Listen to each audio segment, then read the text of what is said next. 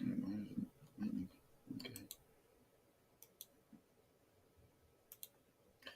You can get started. Oh, what is up? It is me. It is I. I am the greatest there is, the greatest there was, and the greatest there ever will be. I am greatness personified myself. Yes, yes, Stoney, great. And I'm coming. Yes, the legend, the activist, the the educator, the entertainer, the innovator, the enchantress. Enchantress, though. Show some respect, bend the knee, because they come from all across the world to see the man who wears the crown that hangs 2 inches from the ground. He's your king. He's my king. He's King Kevyn!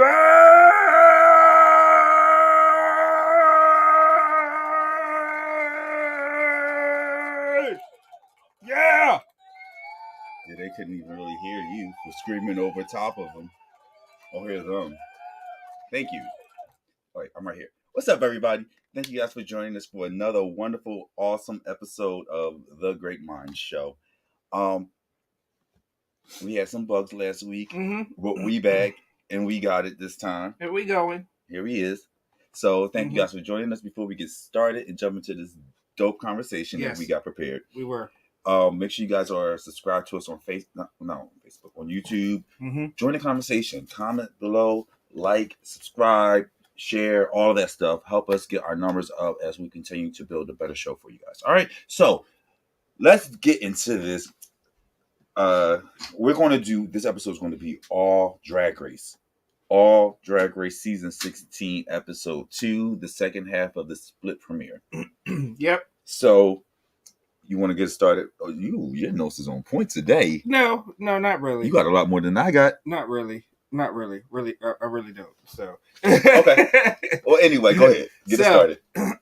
As you know, split premiere. All right. So last week we had the first 7 queens. For the most part, most of the show group, in my opinion, most of the showgirls were in that one. Okay. Now we are into the the next steps are what I call them. A lot of them. There are at least 3 that are showgirls in this group. Yeah. But what do you call this group? The next steps. The next ups. Yes. Before we get into that, these girls, I'm wondering, like, how did RuPaul decide who was going to premiere when? Right. Because honestly, I would have saved last week's group for this week. Right. To be honest with you, because I feel like though they all bring something unique to the table, most of them are, some of them are really good. Some of them are like, okay, good, right? Either way. But last week, compared to, and I'm not knocking them because I've seen some impressive stuff on the main stage for this episode. But last week, those girls, they came with a different type of fire, in my opinion. Yes. Now, don't get me wrong. Like I said, there were at least 3 girls in this group that bought that fire. But the rest of them failed immensely, in my opinion. I mean, the runway wasn't that disappointing, but yeah. So let's dive right on in. So split premiere, we met the second set of groups, or second set of girls, queens. All right. And so everyone made their entrance into the workroom. First into the workroom was Hershey Lacour Jeté, who happens to be the drag sister of Cornbread Jeté. And are we doing our own little Raider Queen right now, or are we going to just let it slide, go through the stories, go through the introductions? or we want to say first impressions? Well, I mean, yeah, Because let's just incorporate the whole talent show and the man. So look, we're just gonna I'm just gonna run down and then we'll address each queen as they came into the workroom, and then we'll give them their whole overview for the whole episode and everything. But so after the workroom entrances, and we're gonna go each queen as they came into the workroom, their mini challenge, and as well as their maxi and runway presentation, so that we can give the all encompassing. Because then we're going to bring them all together before they do it on the actual show. We're going to bring them all together here for y'all. So, so the mini challenge was a SheMV photo shoot with Love Connie, but then Love Connie left, and then it was T.S. Madison and RuPaul there doing the SheMV photo shoot, which was pretty fun. And then the maxi challenge was Queen's Choice Awards, and this was the different version of the talent show that we had last week. So still a talent show. Girls introducing themselves, the queens introducing themselves to America, also hosted by Derek Barry as Britney Spears. Welcome back again. Yep. And then this week's runway category for this group of girls was kind of an extension of the reveal, but a little bit different. It was made you look, so different looks in the same runway. Yeah. All right. That was the idea. Yeah. But remember that. Put a pin in there. It still was reveal yourself. You know what I mean? In my opinion. An extension of that. To kind of make it even for all of the girls from the first episode and the second episode to really compete on the same episode was what we got the feeling of. So, yeah. So, that is a rundown of the bones of the show. Now let's get to the meat. All right? And let's meet these queens. All right? So, as we said, the first queen to enter the room was Hershey Liqueur Jete. And, when she walked into the workroom, I couldn't help but feel that I am becoming disappointed with these drag families. Well, you made that decision last week when Tsunami walked in the room. Right. But then again, when it came to the Muse family, I didn't want Mama Muse and I didn't want Grandmama Muse either. No one wanted them. So, they can all just go back. But RuPaul, the only person at the table that ordered that. The only person. I'm sitting here for the longest trying to understand what Ru likes about Candy. Like, what did you Candy? You trying to figure out Candy? I don't. You figured out Aja. You let me know why she likes Aja. Like, I don't feel like she likes Aja the way she likes Candy. I really don't. I think Aja is just one of those girls who was out there. Yeah, you were a part of the family. Yeah, but Candy, for whatever reason, it seems like RuPaul is in love with Candy. Like Candy can do no wrong. I don't get it. Everything with Candy is wrong. So, anyway, yeah. But yeah, so yeah, no, it's just a trend. It's just a trend of the drag families not really, not really delivering. Except, and there is one family that can honestly say that they put their best foot forward on the second step, and that's the Kobe family. Oh yeah. Okay. So that's nothing wrong. And the first step wasn't bad at all. The first step was great. On point. The first step was great. It's just that it was a strong season. I mean, was that was Willow Pill season? That was Willow Pill season. Yeah, no. It was a Willow Pill. Yeah. And Bosco? No. That was a great I love you, Carrie, but you not with Bosco and Willow. No. So no, but then we had Sasha, the mother of Carrie. Right. And of course, we know Sasha came in day one. It was over. Like literally, they said when Sasha walked in, should we all leave now? But no, like this. Well, we have the Montreses, Coco and Kahana. Kahana, I think, she was robbed, and I'm not saying that she was the best, but she was definitely robbed. Kahana, what are you talking about? All Stars? Yeah. Okay. See, that's the All thing. Stars. It took All Stars for Kahana to, what I mean? Needed some. So there's drag, and then there's drag race. Drag race is a whole different monster than just being a performer, whether you are in Vegas or not. Drag is different than drag race. So yeah, she had to tighten up a little bit. Right, but yeah, I just found that this was a theme of drag families, The you know, O'Hares. just stepping down, you know what I mean, with their and I'm ugh, you know. But continuing. Yeah. So then we had, you know, I didn't really like her workroom look. Wasn't a fan of the workroom look. Then her little number at the Queen's Choice Awards was a little bit pedestrian. I'm always doing something. But You are, you are, you are. don't mean to. But like, yeah, that little number was a little bit pedestrian. I mean, it was cute, it was catchy. You know, she said Cornbread wrote it. I can tell, you know, because Cornbread is great. But yeah, like you, no, Whiplash. You the Whiplash queen, but so okay, there's something Kobe to be did said. Last year, like There's something to be said about that. So it was a lot of callbacks to last year. No, so here's my thing. So many people get on there, and it's kind of like PJ was just saying, like, that's your first impression. That's your look. That's your introduction to the world. So I think, like, there's been times when girls will come on and they just lip sync to whatever, and there was no theme behind, like, there was no catchphrase. But like, I think after Anitra, now all the girls are like, yeah, no, let me come up with something. I need something that's going to be a staple for me, and that was the Whiplash. And I think that it did accomplish its goal. I don't think that it was like, oh my gosh, it's such a great performance.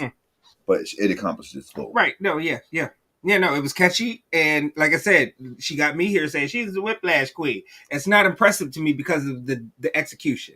The execution wasn't on point to me. So, you know, but, you know, you can still, you know, you don't have to be accurate with a grenade. You know, you just got to get it close. And that's what she did. You know, here, she landed the grenade is all I can say, I guess. You know? Thank you. Yeah.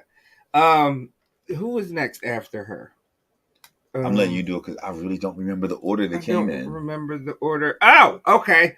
Plasma. Okay. Plasma came into the workroom next.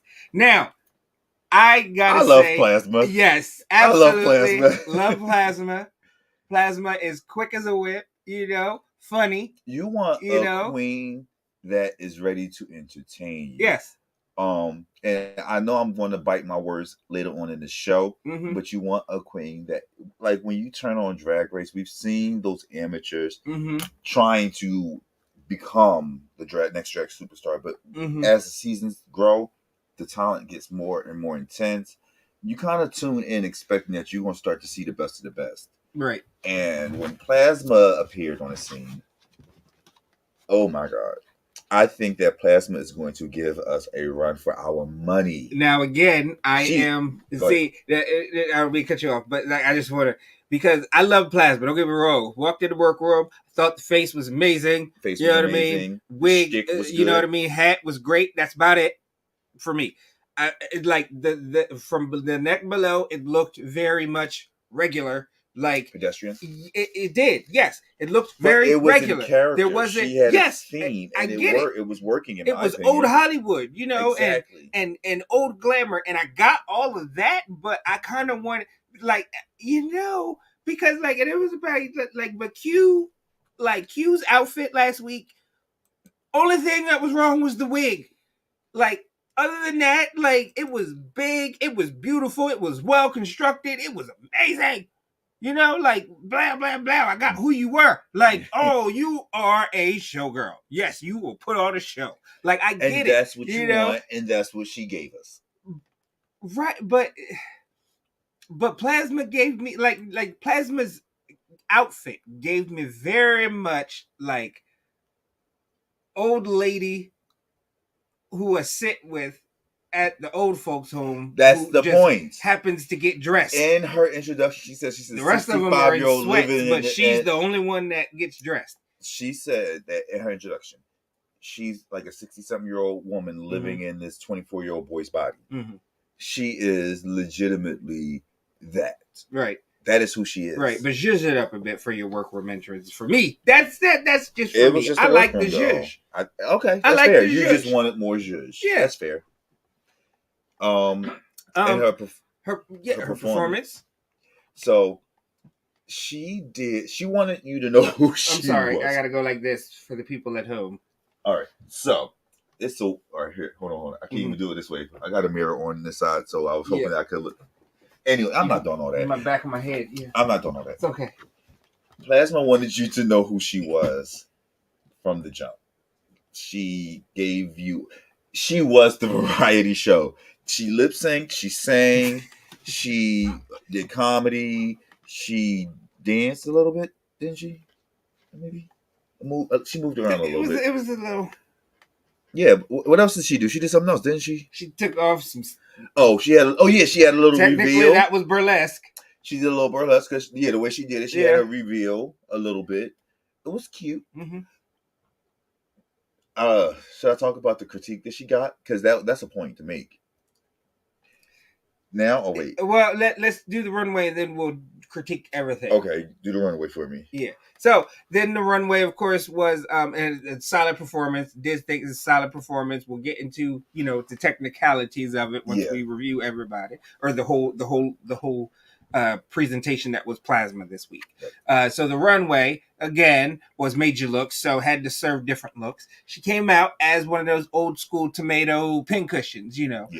If you had a grandma who sewed or was around people who sewed, they all had the little red, little red strawberry or tomato or something. Yeah, it was a little red tomato and it was a pincushion. Yeah, and just where they stuck their pens and stuff. It was cute. Yeah. So she came out looking like that and a big old pincushion, and then she, took it off, and then there was this, like little, like I would say like little gaucho pantsuit, like it was like short pants, but not really all the way pants. And then then she took off the pasties, and then had little twirlies on her jaw. Then she took off another jaw, and then it was like a one-piece jaw, and the pants ripped off into the little one piece. It was a nice one. It was a nice, all the reveals and everything else like that. It was solid, and it gave me that whole she's gonna be the campy, the campy old lady queen. Hopefully she can do it. Because, you got Benda, you got Kasha Davis, you got names like that. Right. That are in that lane. You know what? And then you got the Grand Dame of all queens. In that lane, sitting at the very top of that lane. And she's in that vein. And I think that as an introduction, she's one of the strongest to do it. Mm-hmm. Just going to give it to her. She's good for what she does. I love Plasma. So the critique that she got for her talent is like it was too much. It was a lot. It was too much. Pick something that you're good at and stick with that. Lip sync, sang. She must be a Gemini. Because I would have did something like that. I would have been like lip syncing, actually singing, dancing, and reveal a little bit of a striptease. I would recite some poetry, but she literally did everything, and it was like, okay, well, you're good at many, but a master of none. Right. And that was her issue. She just kept. Well, not that she kept, but she has some. I mean, she's good at it all. Yeah. But you can't say, oh, well, she's this type of queen. Mm-hmm. And honestly, I don't know that that's a bad thing. Versatility is a good thing. She brought charisma, uniqueness, nerve, and talent. She gave me everything we needed. Yeah. So those were the judges' critiques. This is my opinion. Go ahead. Yeah, no, yeah. I think that had she picked probably one thing, one impression, and executed it, and then, maybe that would have been good. Okay, so as I was watching it, I have an issue. And not necessarily her performance, but any girl who does this. If a drag queen comes on Drag Race and there's a talent show and your talent is doing drag, that's it, like you're lip syncing, I don't like, you would be at the bottom of the barrel when I rank the queens because you're doing what you're supposed to do. The idea of the talent show is to show us what else you can do. Sounds like you're going to be ripping into somebody else a little bit later. I am.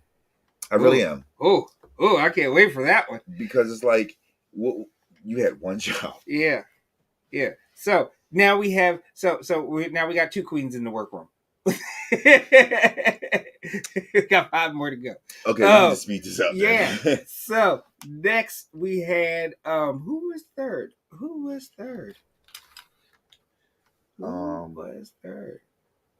It was Geneva Carr. Yes, Geneva Carr. Now I like Geneva. I like Viva Geneva la too. Mexico. What I like about Geneva is her personality. Yes. Her character. She is a proud Mexican woman. And she's funny. I like her. So yeah. She comes in with like a Mexican flag as a dress. Yes. Or a dress as a Mexican flag. Right. One of the two. But the big hair. Right. But the big hair, the big personality. She walked in. Yeah, she walked in to do drag. Mm-hmm. She knew what she came to do. She walked in to do drag in Mexico. In Mexico. Yes. It was amazing. And she that made workroom me proud. look. It was. That workroom look great. Solid. If you watch the pit stop with I have it. It was Trixie and what was her name? Bobby Broski, I think is what her name is. It's so bad. It's so many queens that you.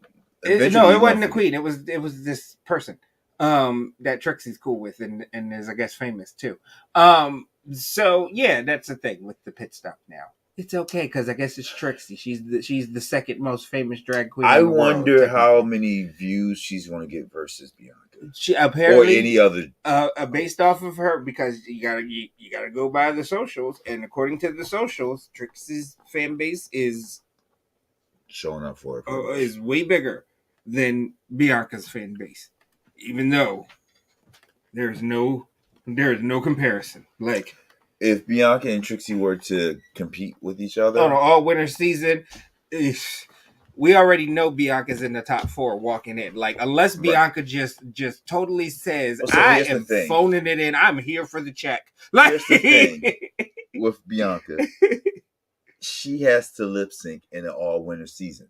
She has to. I am not concerned. I'm not concerned because it's like, because you've never seen me lip sync, there is no bar for her to live up to. There is nothing. So whatever she does is going to be, you know what I mean? I don't know. As long as it's decent, she'll be all right. That's what I'm saying. Because for all we know, she can get up there and pull a Jimbo on us. Yeah. For all we know, because, show me the clip. I'm sure somewhere she's had to have lip synced, right? Somewhere. We're going to look that up. If you guys have seen Bianca lip sync before, let us know in the comments section. At the end of the episodes. Hey, pretty girl. It's your way. I guess. A little bit of love. But no, so Geneva Carr comes in. That's what. And then her talent was, it was a lip sync, but it was also a dance. It was a lip sync, but, I forgot what she was saying in Spanish, but it was the guest star, Becky G, who's also, Mexican or something, Puerto Rican, I don't know, Latino. She was into it. So, it was okay. I was into it too for what it was. It was, it was okay. So, have you ever watched something and you had to like fast forward to get through certain spots, or like your attention just actually watched it? She was moving. So kudos. I'm excited to see what else she has to bring. It was a solid number. It was like, if I was on a judging panel, she would be safe. Yeah. It was a solid number. She did what she was supposed to do. Nothing more, nothing less. It was a serviceable number. It added to the show. Was it a highlight of the show? No. There wasn't those moments oh my gosh, Geneva Carr. Yeah. It was just, all right, Geneva Carr. But that's a good thing. We're sitting here talking like it's a bad thing. This is a good reaction. It was like this is a good reaction. This says, okay, I don't regret buying my ticket to the show. Right. Right. That's so exactly what that is. So far is what I'm saying. They better give me more, but it's okay. Right. This is what it's saying. I'm with you on that. It was a charcuterie board in the scope of the meal. And charcuterie boards are great. So good job. Kudos to Geneva Carr. Right, then we get to her runway, right? Which her runway was She I had. can't say what I want to say. Didn't she have like a pantsuit? Yes, that it was a mariachi suit. She came out as a mariachi man. You know, the little and the big hats and yeah, those music peoples with the time. Like you sitting there doing a whole mariachi. I'm making it worse. Yeah. Anyway, and then she revealed into this from a pantsuit to a beautiful senorita gown. You know, it was nice. She was pretty. Very Hair nice. was good. So the way I feel about Geneva is, again, she gives you what you need, nothing more, nothing less. She knows how to do drag. She knows how to give you the big hair, the big personality, the outfits, the makeup. She knows what she's doing. Rex Trek says, good impersonation. Anyway, thank you. So I'll be here next week. Yeah, I don't have much critique. I think we gave our opinion on Geneva. Geneva car. All right, great. Is it a car I want to drive? I don't know yet. We'll see. I think what was it? Maya came in next. Nope. Plain. Yes. Plain Jane. Plain Jane walks into the workroom. Plain Jane. Now I love play. Now I love. Don't get me wrong. Now you know me. I love a provocateur and somebody that comes in and is not afraid to be the bad guy. And not afraid to be looked at as the bad guy, because in a lot of situations that is often me. She knows. Yeah. She knew. She entered the workroom with the goal to be the bad guy. But the thing, she has the goal to come in even punching at greats. She is punching at greats. Coming and calling herself the authentically Russian doll. Like, first off, and you coming in red again. Yeah, coming at Katya, who is like one of the patron saints here. You know what I mean? Yeah. Like, Trixie is famous because of Katya to a lot of to a certain section of the Drag Race fan base. Like, it's like we can take Katya by herself. Trixie, you just all right, sure, whatever. Like, but no, like, so you punching up already. All right, all right, let's see how it is. And then she comes into the workroom with this smoking hot hooker Fran Drescher look going on there that I absolutely love. Like, it looked amazing. Like, oh my gosh, like, yes. Well, so Rex says, the kind of white girl I would love to take on, but I couldn't. Of confidence and being a bragger. Now, yes, that's the point. I think that's the thing, because what I was going to say behind what you just said is beyond just having the gall to come in and go after the grace. She stepped in the room and she owned the room, and she has the talent to back it up. So her confidence or arrogance, whichever you want to call it, maybe both, is warranted to some extent. And none of the girls has proved her wrong. Yes. It's one thing if it's like, okay, she's narcissistic or she's this. But if she's the best in the room, she knows she's the best in the room and says it, and no one can prove her wrong, then. So you kind of can see how Stoney and I feel about Plain Jane when it comes down to the ranking of who she is and other girls right now. You just literally described my life. Whenever I walk into the room and I'm like, yes, I know. I have to, and I have to prove it. I have to prove it to everyone all the time. And it's like, it's in my name. Why don't you believe it? Just believe it and accept it. Bow down, appreciate it, love it. Because I appreciate greatness. I appreciate greatness myself. Plain Jane. That entrance, that workroom entrance looked amazing. All right, I got to put this up here on the screen. What he said? He said, "I see Plain Jane as Nanny and as Snatch Game. Nanny, Fran Drescher. If she can nail the voice, because that's what she looked like. When I tell you she looked like hooker, like Fran Drescher. Like, coming in there, like back in the day, Fran Drescher. Not Fran Drescher now, who's fighting against AI and getting actors, and getting actors paid. Kudos to you. Thank you, Fran Drescher, for doing that. But no, back in the day, Fran Drescher, I feel like that would be putting Jane in a box. I think Jane got some tricks up her sleeve. Right. So speaking of tricks, we want to do her talent. Her talent. She had burger fingers. Oh, goes back to what I said about the girls having their catchphrase. Yeah. Now, Burger Finger's going to be a thing. Burger Fingers is going to be a thing. Yes. She pulled the Jimbo with the big boobs. Uh-huh. And I mean, she looked cute. She looked cute on what she did. So it's crazy. And it had Ru laughing. It was hysterically. Funny.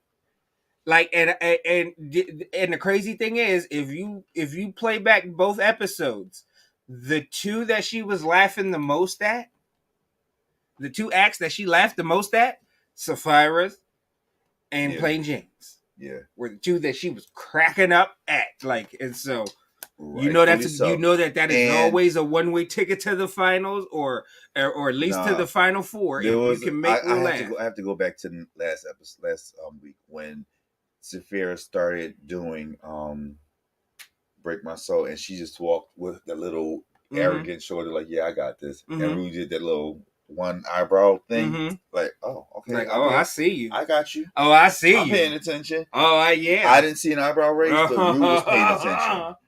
Yeah, Ru was paying attention. Yeah. Sure.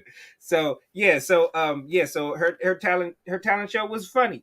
It was funny. It was quirky. You know, it made Ru cackle like crazy. Then her runway look was it spoke to her. Did I necessarily like it? It was well executed for the way that, you know, she, you know, described it and what she was going for. But she came out in this very regal Russian. So interesting. Yeah. I'm sorry to cut you off. It's so interesting the way we praised Plain Jane, but her look was her name. It was plain. In terms the runway, yeah.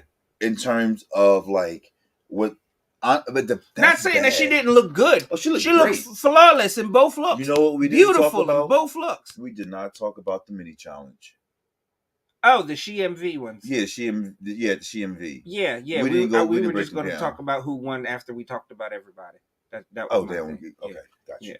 Yeah. Because their workroom look was their SheMV look. So we need to move a little faster there. Yeah, we need to move. So Plain Jane, runway. All right, you know, well, it was okay. Then she went from like this Ilsa looking, you know, Russian ice like princess, Elsa. And then she turned into this, you know, regular Boston white bimbo look. You know, she had like the coochie cutters on and the big titties, the big Red Sox jersey on, and the big boobs, the big foam finger, and the blonde straight hair. She looked like every. You know, Boston blonde. It wasn't bimbo. drag. I mean, it was drag, but it wasn't drag. It was like. No offense to the Boston blonde bimbos who watch our show. We love y'all. Well, my thing is like for this to be Drag Race, for you to be one of the best to walk in the room this season, and that's because that was your final look of the episode. Like that's the last thing we're going to see you in, and of all the great things you could have given us, you gave us okay. Right. And guess what? Geneva Carr was okay. Yeah, it was very much a hot tamale type of episode. You know how you put the hot tamale in your mouth and then you get that strong cinnamon flavor and then you suck on it and chew on it for a little bit. And it's still good, but it's not as good as when you first put it in your mouth. You know, that's what was Plain Jane this episode. But, you know. But you can tell that she has it, though. She's going to be a problem. Yeah. Right. And then, after Plain Jane, we had Maya Iman LePage. Now, for those of y'all that don't know who Maya Iman LePage is, she is well known for being a what we call a stunt queen. Yes, she does stunts and flips and flops and all types of things. She is like a ninja drag queen, like right in front of you. Yeah, and and she's good. And like. I'm not gonna lie. When I looked at her at first, I'm like, "Nah, she does what now? No, how she like this girl moves? She don't look like, and her arms are strong. Yes, that is a big burly man outside of drag. Oh yeah, there's no way to hide that. Even okay, her entrance look. And there's a big burly woman inside of drag. I'm sorry. Yeah, she walked in with this orange feathery thing, but like it gave. Orange feathery thing. It's not one of my favorites. I just got to be honest. Not one of my favorites. When she walked into the workroom, I saw an orange lollipop with a yellow Y painted in the middle. That's what I saw. I'm be real. It was just a yellow Y in the face with the orange lollipop. Let's preface that when she comes with clout, she comes with the following. She's not a nobody drag queen. No disrespect to her flippage and her and her flappage and her stuntage. And you know what? No disrespect to that. There's all types of drag, and that's her. And I've seen girls jump off of buses and land in splits and stuff like she's one of those. She's going to flip and split and jump up and flip off of and land in splits. She at one point did she do like a handstand or something like that, or she had legs up in the air and something So that's what you get when you get Maya, but. Just not one of my favorite queens. I don't know what it is yet. Yeah. But I'll be able to tell you in the next couple of episodes what it is about her if she makes it that far. She's at the bottom in my book, and we didn't get that far yet either. But yeah. So her talent was what we just talked about. Literally. So if you want to know our opinion of her talent show, go back a few seconds. Yeah, that was her talent because that's what she did. We told you everything that she did. Exactly. There was a box on the stage. She flipped on it. She flipped off of it. She jumped off it into a split. She did splits, a handstand, a couple of back somersaults, and so that was her talent. Lip syncing a little bit in there, yeah. But so here's the problem: are you a one trick pony? Yeah. Because that was the talent show. Hold on. Ask that question again. The problem is she a one-trick pony? Yeah. All right.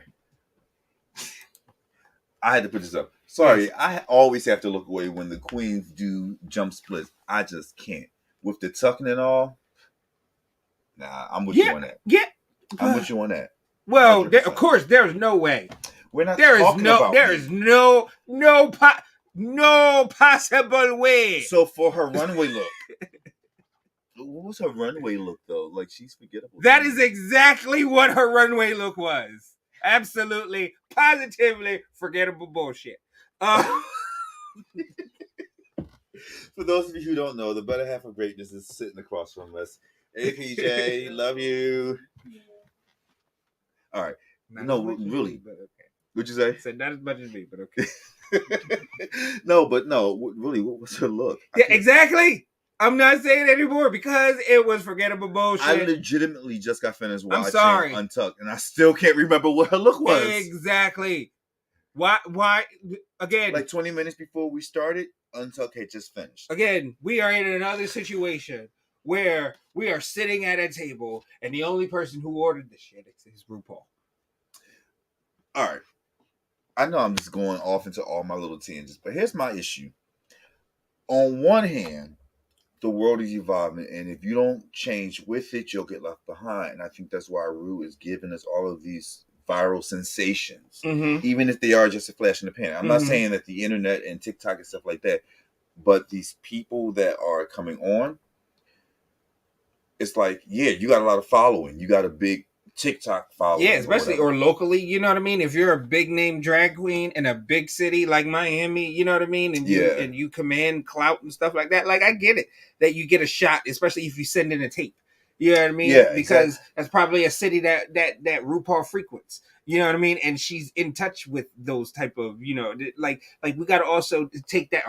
We got to also take that into consideration. What? Because of her connections with the various like individual cities and locales that she might have a house in. That's what I'm saying, or stuff like that she's plugged into that we might not be privy to. So, but that's what I'm saying. So it's not like she's a horrible drag queen, or she wouldn't have made it this far if she was. But what I'm saying is, one trick pony.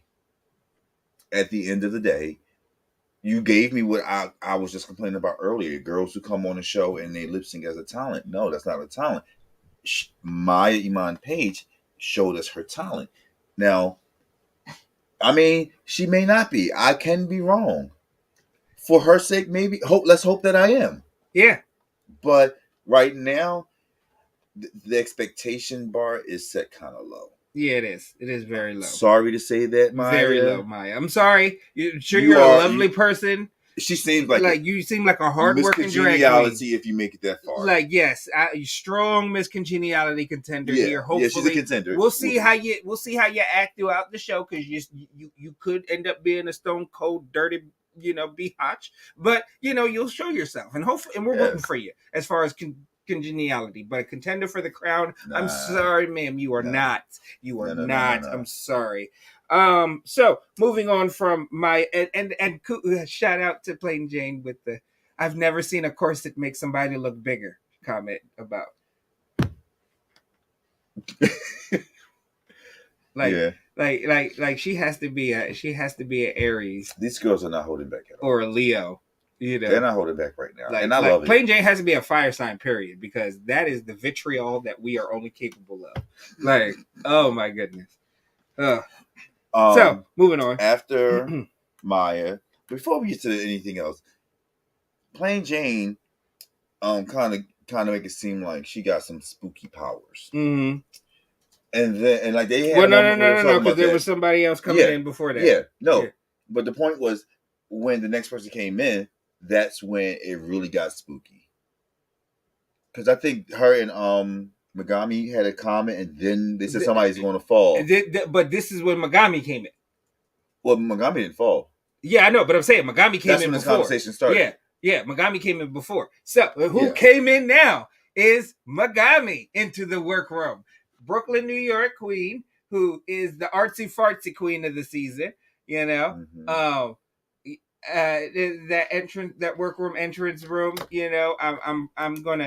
I'm starting to get and I'm all for, I'm not the you know me, I'm not the religious type, and I'm not big in the church and everything else like that, and I'm okay with poking fun at religion on occasion, especially if it's a funny joke. Sometimes I feel like it gets a little bit drab and tired, and overdone, and although it was pretty, but again, I'm kind of on the side of Trixie, where Trixie was like, Christianity's not a joke at this point. Like, but I'm like, I could have done without that. Yes, but and no. It was nice, It was nice. And no.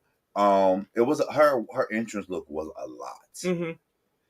And I'm maybe feeling like this is who Megami is. She's just a lot. Yeah, because because mm-hmm.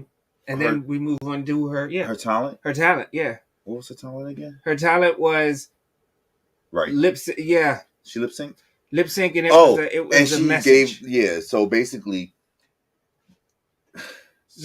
nothing compares. Not even the best lip sync. Nothing compares. It's easy for me to not be a drag queen to say that a drag queen didn't do a good job lip syncing, but when you look at honestly, even the worst queens of this episode, they did better with the lip sync than she. Or was it what's going on?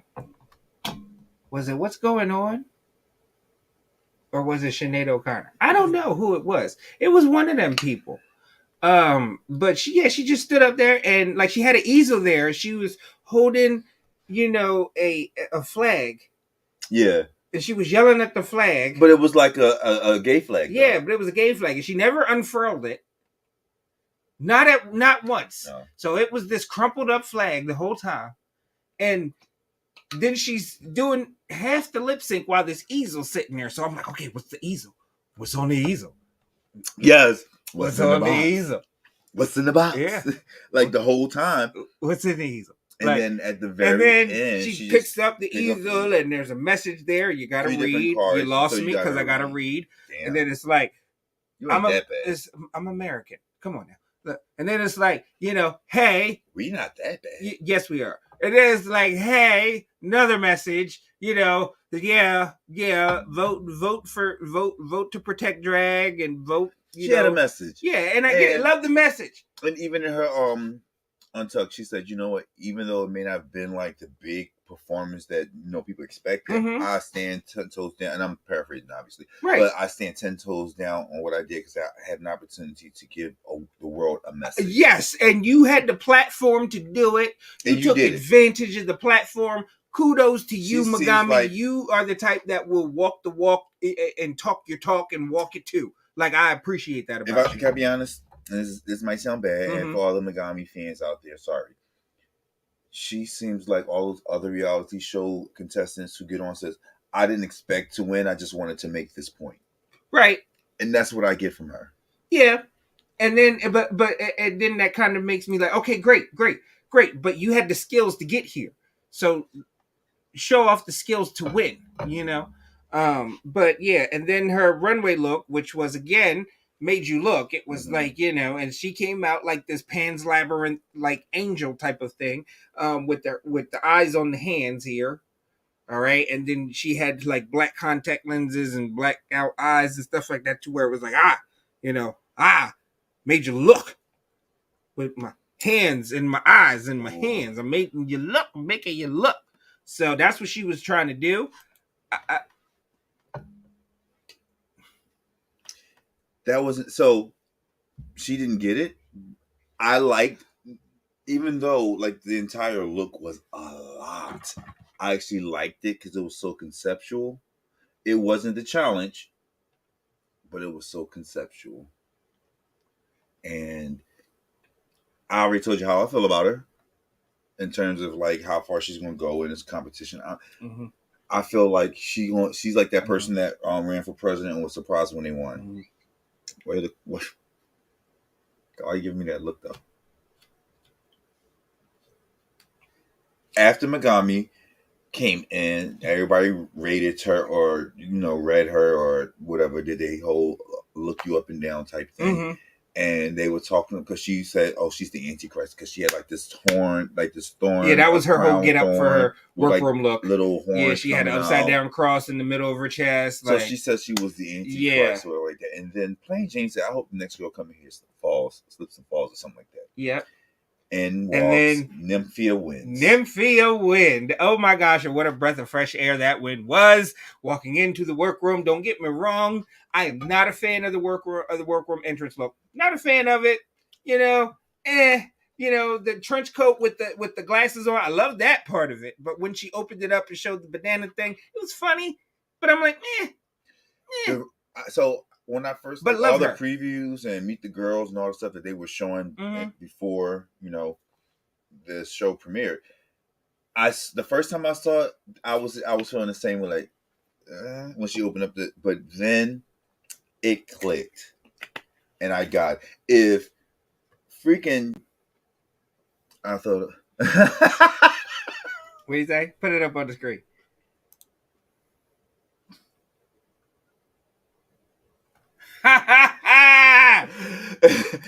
Anyway, if Jimbo can come out in an all-white suit with that inverted black face that she does and pull a baloney out from the slit in between and throw it at Rue and people like that, how could you not like Nymphia win with the bananas? It was so conceptual. She told you who she was and she committed. Yes.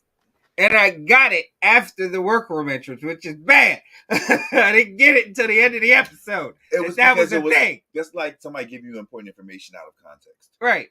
You see what it is, but you don't understand why it's it's like a joke that I got 2 weeks later. Well, that's not her fault. I know. But still, if you tell that joke and in a room with 20 people and I'm of the 15 people who have to wait till next week, it's refine the joke a bit, but you know what I mean, set it up a little bit better. But you know what? And I'm not faulting her for that. Another thing that producers do with editing with it is they'll set up like a big gotcha moment and they'll flash a queen in there and make you think they're talking about that queen, but then when you see it was for a whole different queen.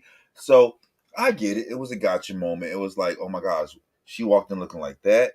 Ugh. But then you see who she is and the story behind it. It's I love it. Now, before we continue, the comments from Instagram don't pop up on StreamYard, which is the site that we use to stream to YouTube, Instagram, Facebook, or whatever. So you can't see the comments. But I went over to Instagram and I just had to, I was scrolling through. When I saw my cousin Ty, who was watching, he said that she needs to go. Nymphia wins. So I just had to come over here and just go back to that comment on Instagram. Said that Nymphia Wynn has to go. Or get her out of here, or however you said. Nah. No. No, you gotta go. You're I feel that if you don't like Nymphia Wynn, you don't like drag. I love you, Tyler, but you gotta go. Because you can cook first. Cook first and then go. No. But Nymphia is great. Nymphia is definitely like a Taiwanese alien that I'm so thankful that landed on this planet. Oh my gosh. Like, I'm so thankful. Oh my gosh. Because when she and by the way, Nymphia Wynn did win the SheMV photo shoot contest. Rex said, how about her being referred to as the newest host of RuPaul Drag Race Taiwan, putting that into the air? Yeah, I would not be at all here for that. Yeah. So there's a thing about Nymphia is that she knows what she's doing. She's not relying on luck or fate. She is so precise and calculated with what she does that if you don't like Nymphia, you don't like drag. I'm sorry. I don't see how anybody from any walk of life that is into drag could look at her and say, I don't get it. And maybe it's me. But I mean, Stoney seems to agree with me. So yeah, no, I got it. Like I said, I didn't get it the first couple of seconds, but then I got it, and I'm buying it. And I don't even like bananas. Like people. I don't even like bananas like that. Like I will eat a banana, but that's about it. I want to make it clear that for season 16, I am extremely biased towards Sapphira Cristál. Not only is she a Philly queen, but she's a Philly queen who happens to be a friend. And I'm 100% biased. I'm excited for her. Go Sapphira and all the successes. He's more biased than I am. I'm going to be way more impartial. I'm not going to let my bias. There is a slight bit of homerness in me, but I'm not going to allow my bias to change the way I rate Sapphira. Right. Because last week with the breastplate, that was a no-no for me.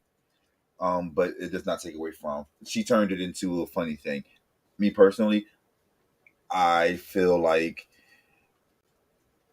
that would have been something if another queen did it. That would have been points against her, in my opinion. They talked. The judges' critique. I'm sorry, go back to Sapphira. Right.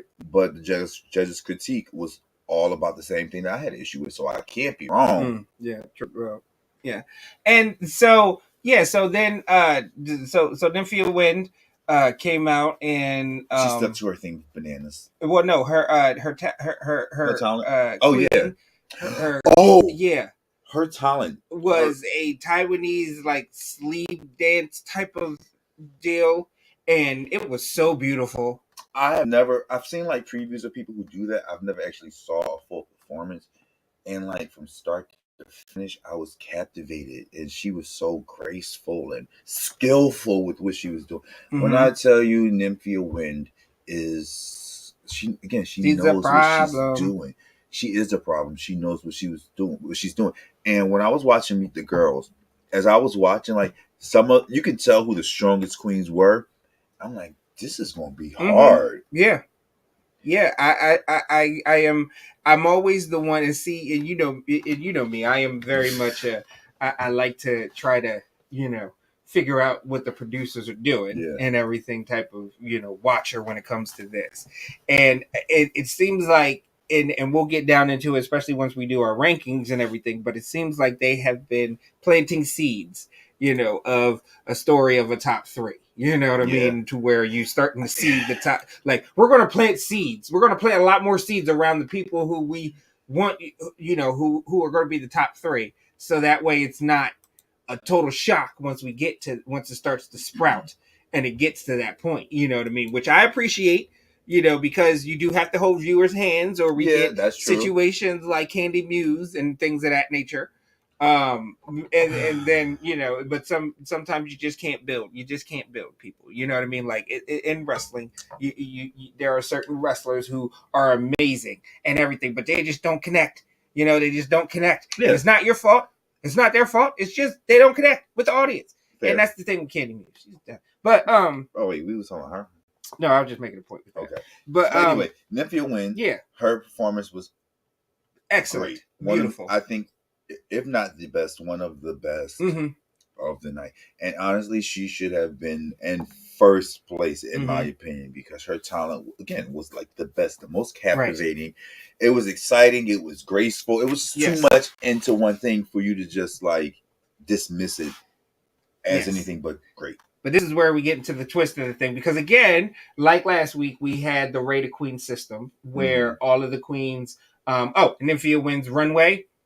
Absolutely great. She came out in this like banana hair dress looking thingy. It looked like it was made of hair, but I don't know if it was or if it wasn't. Know, and then she like it had this whole big old banana hat hair looking thing. She put it together amazing. Like down to the details of the little brown little stubs on the end of the bananas on the hair. Like took it off and then peeled into this, overly ripe banana. Yeah, like get up where she had like overly ripe tassels and overly ripe bananas. Conceptualized, like it was a story. She gave you beginning, middle, and end with her look. It wasn't just I'm revealing another look. Oh, it's another look. It was like no, there's a story with. Yes, we are going from ripe to overripe bananas. She did a great job. Yeah, she did an excellent job. So yes, Nymphia won the mini challenge, so she did win $2,500. For winning the SheMV photo shoot. Then we had the Rated Queen. Right. All right, because no one's getting eliminated. All right. And we have we have the top two queens as voted on by the queens lip syncing for the win. So we had not Q. We had Plain Jane going in and basically flipping, the rankings. Strategically. So yeah, Plain Jane knew that Nymphia killed it. Right. And she had a good idea that other queens would vote for her. But she said she's going to use her votes in reverse. So she voted who she thought the worst queens were to be her number one and number two and so on. And Nymphia ended up in the bottom. I guess for that reason, she didn't get as many votes as she needed to get to the top. Because after the girls rated each other, obviously the first person who won was Plain Jane. And then they revealed that the second person was Geneva Carr. Okay. I'll take it, I guess. I mean, what choice do I have? Yeah. Can we send it back? It's already been ordered, thanks to RuPaul. Second help in the Geneva Carr. That's how excited we were. I know I was. We didn't watch this episode together. Yeah. So I don't know how excited you were. You were probably cheering with your maracas out. So. I was like, I was more like, Plain Jane. Right. Like, I was like, Plain Jane, you jerk. Like, you jerk. You robbed us of what I think would have been a great lip sync battle. Go ahead. You are the new... You have taken the crown from Diabetti. Because last season, there wasn't no villain. No, there was no villain. There would have been, but she went home first. Right. Which would have been Irene. Right. And now it's like, yes, I'm going to be the new Diabetti. Diabetti, congratulations. After 2 years of reigning as the supreme villain of Drag Race. Right. But because the cards were stacked the way Plain Jane played the game, which you have to give her props, she played the game right. Yes. She ended up lip syncing against Geneva Carr, and she won the lip sync. And with that, she won $5,000 and immunity from a future elimination. Right. So if we're keeping track now from episode 1 and episode 2, no queen has been sent home. 2 queens have won immunity. The main challenge. 1 queen has won both the main challenge and the mini challenge, and 2 queens have won immunity from a future elimination. Well, 3 queens have won challenges, mini or well, no. What I'm saying is, because I didn't count Nymphia for the mini challenge. What I'm saying is we have still a win. Yeah, but we have 2 queens who've won the main challenge. Obviously because it's 2 episodes, but 1 queen to win the mini and the main, and then we have 1 who just won the mini challenge. Right. So right now, if we're doing the math right, based on this, the top 4 queens would have to be, and now I'm bringing both episodes together. Right. Top 4 queens would have to be Sapphira, Plain Jane,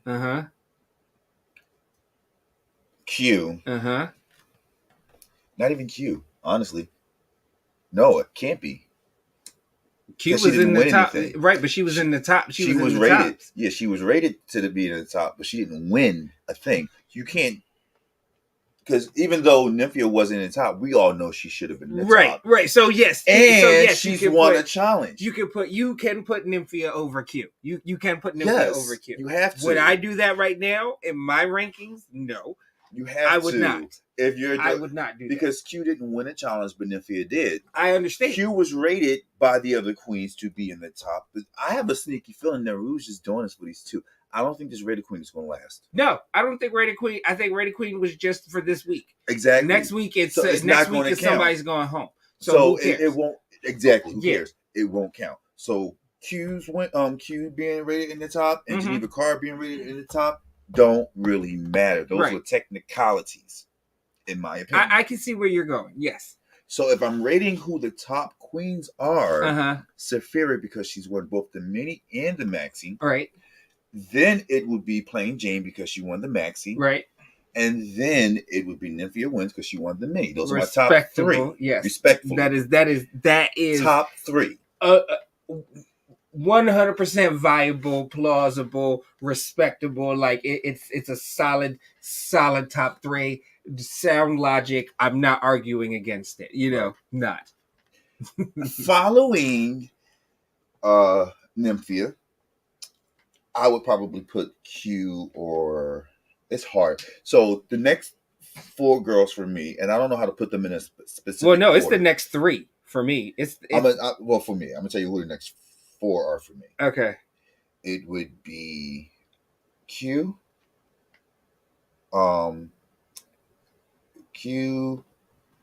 Dawn, Plasma. Who's the other person? Crap. That's it for me. Q, Dawn, and Plasma. So we're on the same page still. Yeah. There was another person, I think.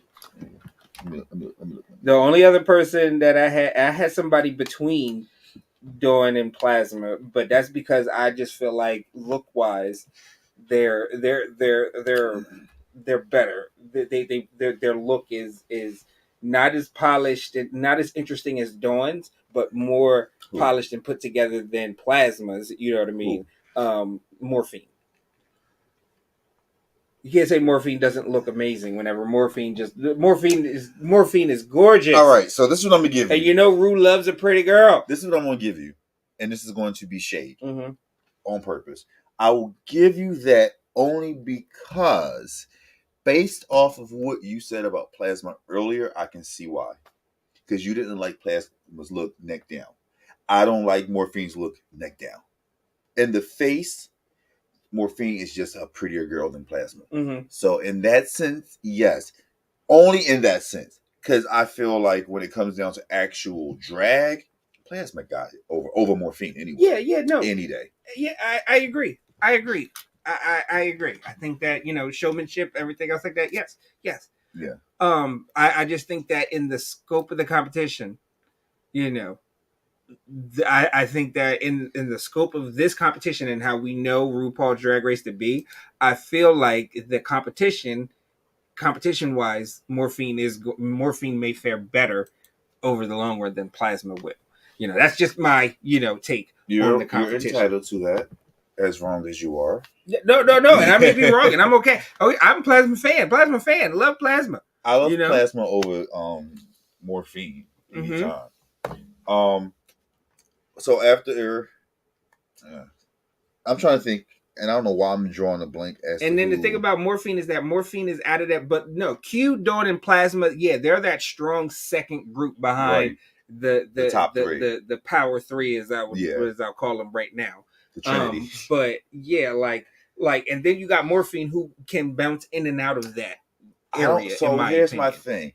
I think Morphine might get knocked out early on talent. I'm not arguing with you there. I definitely can see that as a because possibility. when you say, because I can see why you would say she could like be bouncing in and out of that top, well, that second tier of girls, because she could have a Roxy Andrews, because got figure Roxy Andrews was the pretty girl her season, and then sure enough, made a run, so that's why like she gives me very much like up could be the Roxy, I just don't see Morphine going past like 4 or 5 episodes, and I'm gonna tell you why.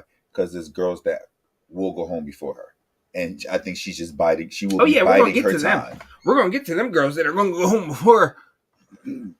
I just feel like before Morphine. I know. If I'm being honest with you, I feel like there's a couple of girls from the first episode that are better, maybe not prettier, but better than Morphine. And I also feel like there's an underdog story that is going to be beautiful, and that's with who I think is the underdog, and I think we all know her to be the underdog, Amanda Tori Meeting. Now I'm not saying she's going to win. She's definitely not going to win. But what I'm saying is, I feel like she might pull some tricks out of the bag. Not saying that she's going to do a better performance, but I feel like somebody's going to slip up in this next episode, and it's going to give her an opportunity to fight. You know who I think is the underdog or the dark horse? Who? If I had to pick underdog or the dark horse, I would say Mirage. I didn't want to add her because I don't think that she's an underdog or a dark horse. I think Mirage is a secret assassin. Secret. She ain't figured out yet. There's something about Mirage that is I don't know. She just has it. I mean, she's from Vegas. She's a showgirl. She has that star that star simmer. You know what I mean? That shimmer. Yes. Yeah. You know what I mean? Like that stars have. You know, when a star is forming before it becomes a full blown star. Like I think that's what Mirage is. Mm-hmm. I think that Amanda Tori Meeting is going to be that person, the most improved. Okay. That's my point. She's going to be the most improved. She's going to be like, I like Amanda Tori Meeting. She seems like a wonderful person. I think that she has great drag bones and concepts. I just think that her execution is a bit off, and that's why I have her as one of the bottom. And that's why on my. And that's why I'm not counting her out, because that's why I have her in the bottom 2. She's not in my bottom, but she's in the bottom 2.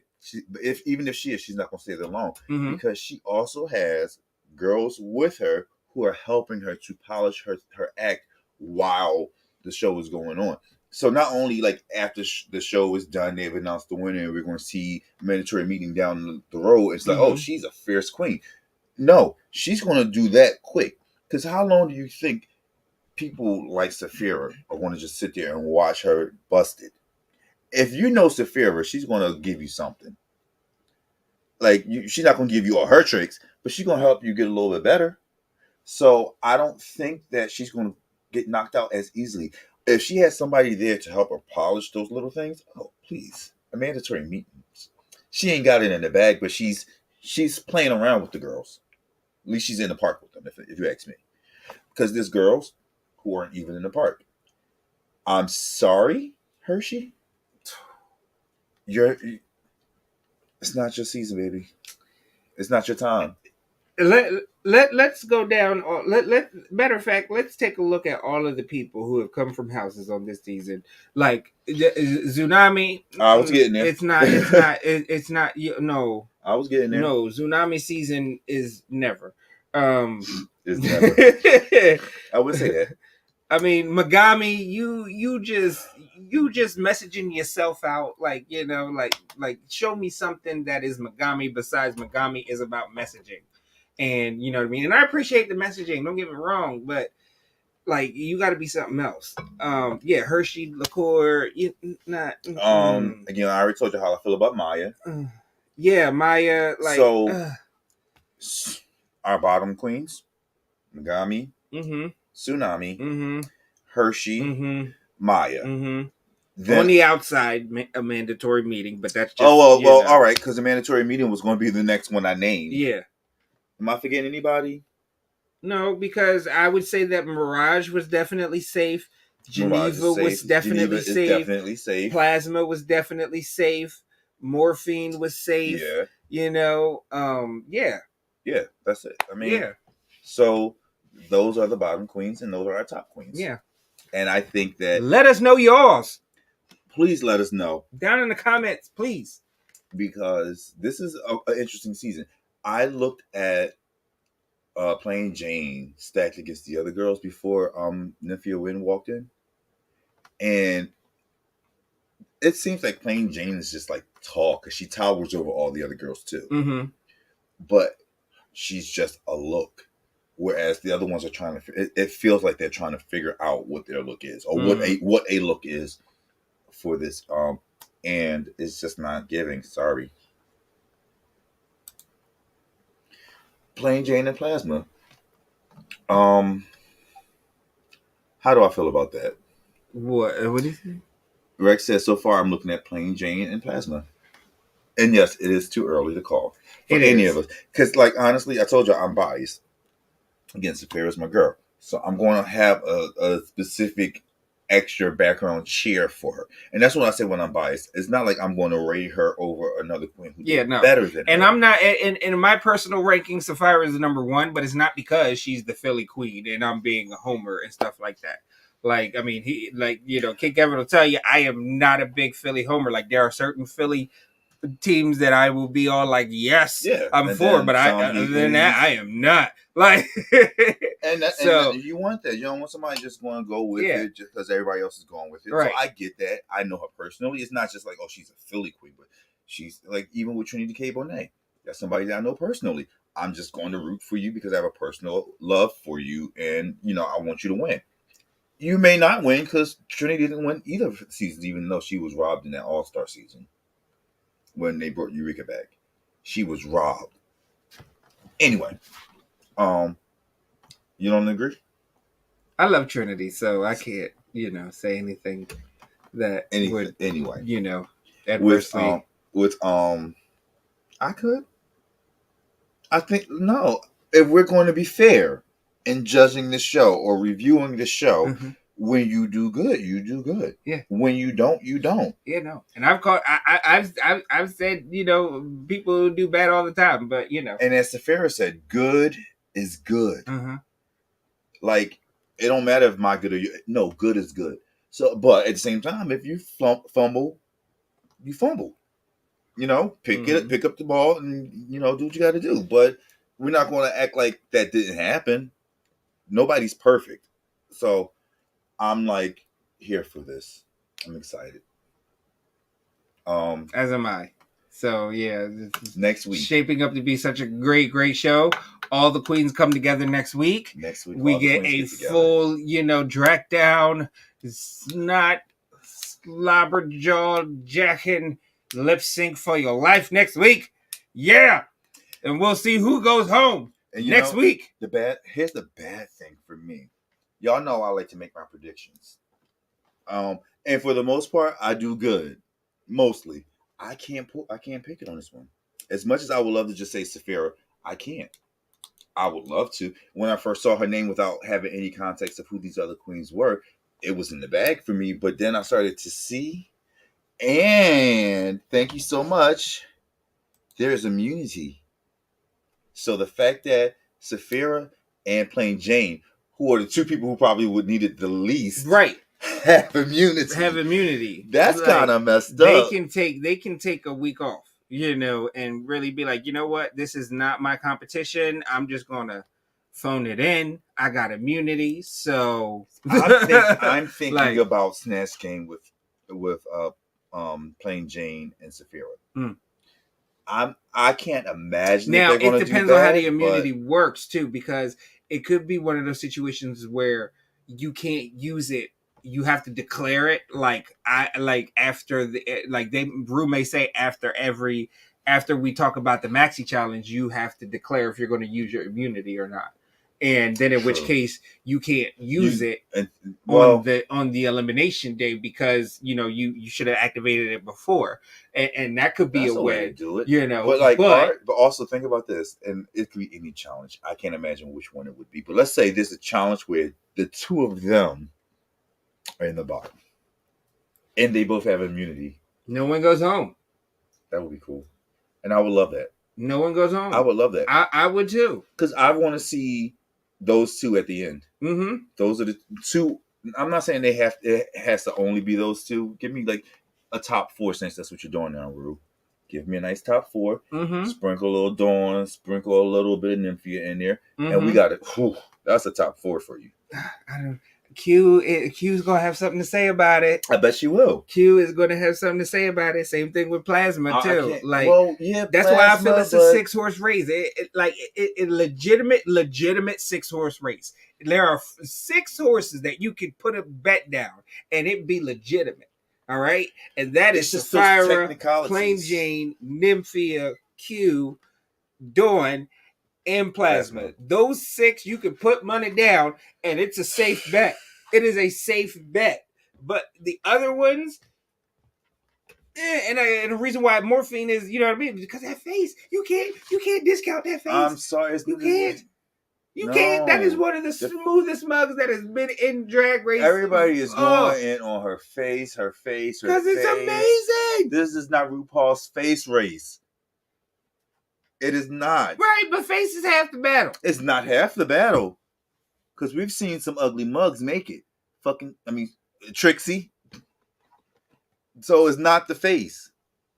It is not the face. Bob the drag queen, love you, baby. But no, it's not the face. You know, Bob is... I can see Bob watching our show like, oh, this is good. They got her. Oh. He probably is like, and he's probably like, and you little, you little, and all types of things. And go ahead, Bob. Yeah, I don't care. I love Bob. I freaking love Bob. When Bob puts on a face, Bob is beautiful. Well, Bob is a drag queen.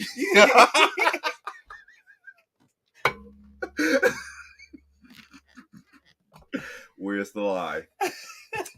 Find the lie.